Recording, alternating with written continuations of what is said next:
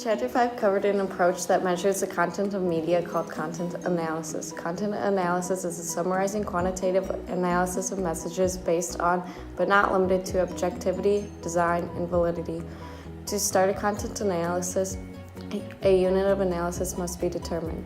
During this video, we will be observing the differences in movie posters between 3 classic movies that have been recreated more recently. This content analysis of old movie covers versus new movie covers looks at the Parent Trap. The 1961 and the 1998 covers are used to compare.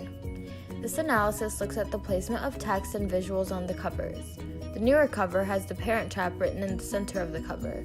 The cast is written in a line above the title, and under the title it is written that this is a cover for the Double Trouble edition. The older cover has the title written at the top, directly under Walt Disney. In between the title, in black letters with a yellow highlight, it shows that the cover is a 2-movie collection. Both covers have one twin taking up the majority of the left side and the other taking up the majority of the right side. On both covers, the left side twins are wearing yellow and the ones on the right side are wearing blue.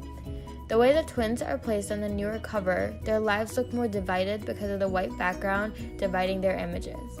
On the older cover, the twins were made to seem more connected using the illusion that their feet were touching. They're also both holding telephones, as if on the phone with each other. To divide them, the color of the background changes for each twin. The placement of the main visual is set up on each cover to make the twins seem connected yet apart, giving a sneak peek into the plot of the movie. By doing a content analysis of the 2 posters for the movie It, we can see what appealed to movie audiences in the 1990s versus today. The first analysis has to deal specifically with the themes portrayed by each poster. The 1990 poster uses white colors primarily, while the 2017 one uses much darker colors. This gives the 2017 poster a much more foreboding appearance in terms of the colors. Additionally, the 1990 poster highlights the clown Pennywise, having him fill up one entire quarter of the poster. The 2017 poster, on the other hand, highlights the child Georgie, who gets kidnapped early in the film. We can infer from this that the early release of the movie was much more focused on the villain as a source for striking fear in the audience, whereas the more recent release leveraged the disappearance of a child as a source of horror for the film.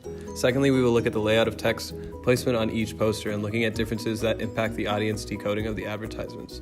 Only the early release of the movie has images of the entire cast in it, while the 2017 poster shows Georgie with his back to the viewer. Furthermore, the 2017 poster simply says "You'll float too." In the modern release, you can't even see the face of any of the characters, and it gives away very little by way of text.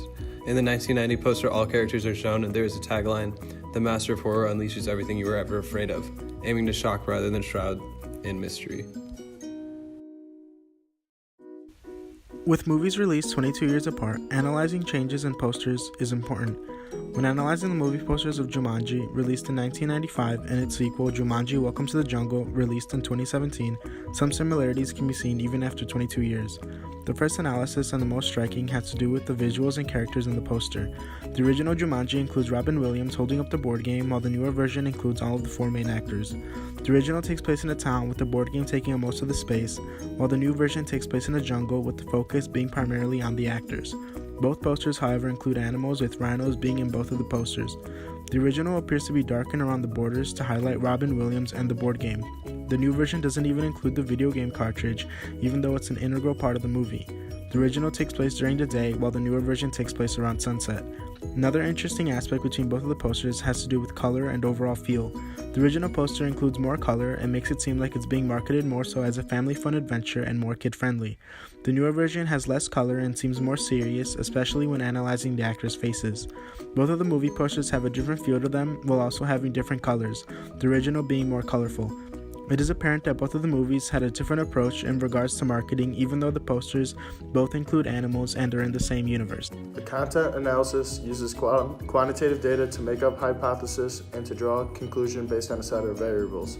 From the content analysis, it has been discovered that Jumanji's original cover has a bigger emphasis on the board game being played throughout it and game and board pieces being present, as opposed to the newer Jumanji cover, which stresses the adventure of the movie with the words "Welcome to the Jungle" written on the top of the cover. The new movie cover for It has a completely different color scheme and character on the cover than its original movie cover. This can be from the emphasis on how mysterious and dark the movie It can be. Overall, The Parent Trap has a similar movie cover as its original, but in the newer one, the kids are no longer talking on phones. The job of the media creators was to remaster these movies. This included a chance to change or perfect the posters for these movies. In 66% of the movie covers, there was a change in a phrase on the cover. In 100% of the movie covers, there was a change in the background color on the cover. In 66% of the covers, there were characters added, and in 33% of the posters, characters or symbols were removed.